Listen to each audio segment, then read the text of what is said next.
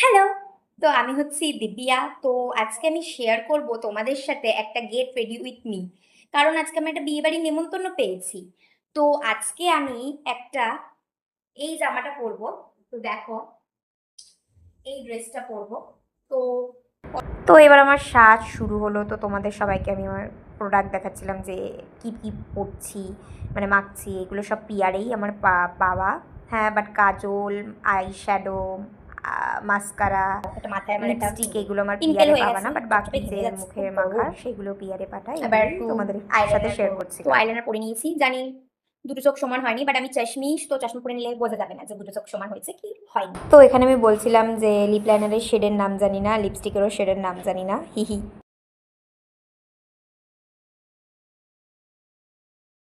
আমি গলায় এইটা পরবো। দেখো, তোমরা দেখতে পারবে না, ফোকাস হচ্ছে না, বাট দূর থেকে দেখাচ্ছি। তো এটা পরবো এখন আমি। তো আমি কনফিউজ এখন এই দুটো কানেলের মধ্যে কোনটা পরবো। এটা নতুন একদম, এখন অব্দি পরিনি, অনেকদিন আগে কিনেছি, এটা পরেছি, ভাবছি এটাই। আর হাতে আমি এই ব্যাঙ্গেলটা পরছি।